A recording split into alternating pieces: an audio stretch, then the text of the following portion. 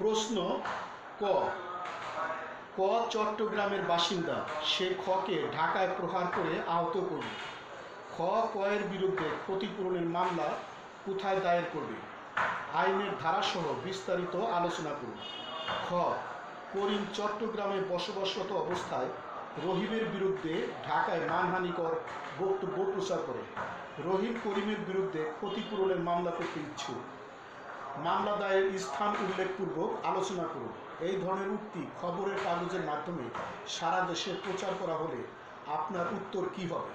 গ আপনি করিমের পক্ষে রহিমের বিরুদ্ধে 10 লক্ষ টাকা আদায়ের জন্য ঢাকার প্রথম সহকারী জজ আদালতে একটি মানি স্যুট দায়ের করেছেন। ইতিমধ্যে আপনি জানতে পারলেন যে রহিম তার একমাত্র নিজস্ব 3 কাঠা সম্পত্তি হস্তান্তর করার জন্য উদ্যোগ গ্রহণ করেছেন এবং ওই জমি হস্তান্তর করা হলে টাকা আদায় করার জন্য অন্য কোনো উৎস আর বিদ্যমান থাকে না। ভবিষ্যতে মানি স্যুটের ডিগ্রির টাকা আদায় নিশ্চিত করার জন্য আইনগত কী পন্থা গ্রহণ করা উচিত সে বিষয়ে একটি আবেদনের মোসাবেদা তৈরি করুন। এই প্রশ্নটি 1998 সালের জুন মাসে বার কাউন্সিলের অ্যাডভোকেটশিপ লিখিত পরীক্ষায় এসেছিল।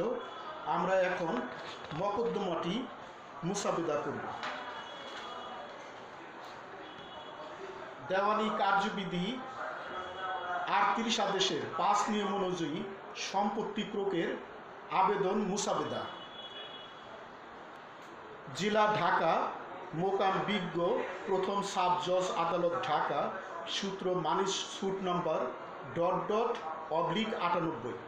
করিম স্থায়ী ঠিকানা, বর্তমান ঠিকানা, বাদী - দরখাস্তকারী, বনাম রহিম স্থায়ী ঠিকানা, বর্তমান ঠিকানা, বিবাদী - অপরপক্ষ।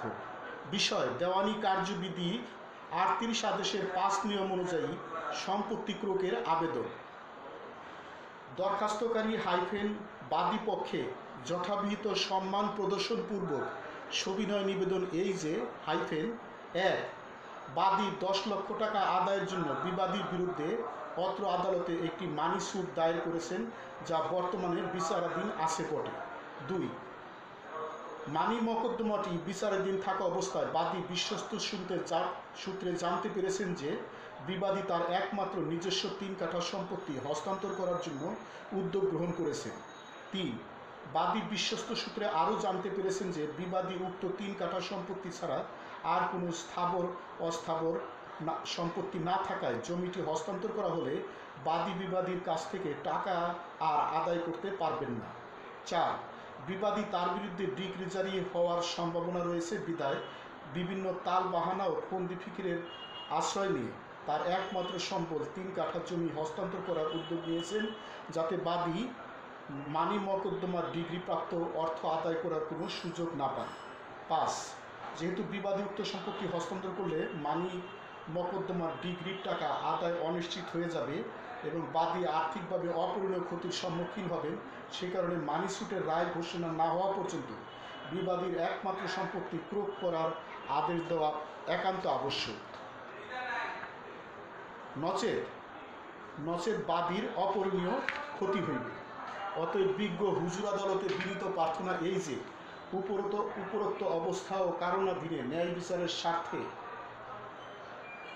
তফসিল বর্ণিত 3 কাঠা সম্পত্তি মানি স্যুটের রায় ঘোষিত না হওয়া পর্যন্ত ক্রোক করার আদেশ দিতে হুজুরের সদয় মর্জি হয় এবং এরূপ দয়ার জন্য বিনয়মনত বাদী দরখাস্তকারী বিজ্ঞ আদালতের প্রতি চিরকৃতজ্ঞ থাকিবে। আরস ইতি তারিখ তফসিল জেলা ঢাকা, থানা মোজা কোটিয়া নম্বর দাগ নম্বর জমির পরিমাণ 3 কাঠা, চৌহদ্দি পূর্বে পশ্চিমে উত্তরে দক্ষিণে হলফনামা আমি পিতা মাতা সাং পোস্ট অফিস থানা জেলা বর্তমান ঠিকানা পেশা ধর্ম বয়স জাতীয়তা বাংলাদেশি, জাতীয় পরিচয়পত্র নম্বর শপথপূর্বক ঘোষণা করছি যে উপরোক্ত বিবরণ আমার বক্তব্য মতে সত্য সঠিক জেনে অ্যাডভোকেট সাহেবের চেম্বারে বসে নিজ নাম স্বাক্ষর করিলাম। হলফকারীর স্বাক্ষর। উপরোক্ত হলফকারী আমার পরিচিত, তিনি আমার সম্মুখে বসে নিজ নাম স্বাক্ষর করলে আমি তাকে শনাক্ত করি। অ্যাডভোকেট। লেকচার সমাপ্ত। একটা লিখিত পরীক্ষার প্রশ্ন হতে এমসিকিউ প্রশ্ন হতে পারে এবং ভাইবার প্রশ্ন হতে পারে। একটা লিখিত পরীক্ষার প্রশ্ন হতে অসংখ্য এমসিকিউ প্রশ্ন হতে পারে এবং ভাইবার প্রশ্ন হতে পারে। ভাইবার বিষয়বস্তু হল আনলিমিটেড, অসীম। ভাইবা বোর্ড কোন জায়গা থেকে প্রশ্ন করে কেউ বলতে পারে না। এই জন্য আপনাদের ভাইবার জন্য প্রস্তুতি নিতে হবে, কারণ ভাইবা পরীক্ষাও অনেক পরীক্ষার্থী ফেল করে। এই জন্য ভাইবার জন্য ব্যাপক প্রস্তুতি নিতে হবে। আর লিখিত পরীক্ষার প্রশ্ন থেকেও ভাইবার প্রশ্ন হতে পারে, আর লিখিত পরীক্ষার প্রশ্ন থেকেও অসংখ্য এমসিকিউ হতে পারে। এই জন্য একটা লিখিত পরীক্ষার প্রশ্নের উত্তর ভালোভাবে বুঝে যদি আপনারা মুখস্থ করেন, ভালোভাবে যদি বুঝতে পারেন বহুমাত্রিকভাবে এবং বহুমুখীভাবে, তাহলে আপনারা এখান থেকে এমসিকিউ আসলেও দিতে পারবেন এবং ভাইবা বোর্ড যে কোনো প্রশ্ন করলে এই ধরনের প্রশ্ন হতে যে কোনো প্রশ্ন করলে আপনারা দিয়ে আসতে পারবেন।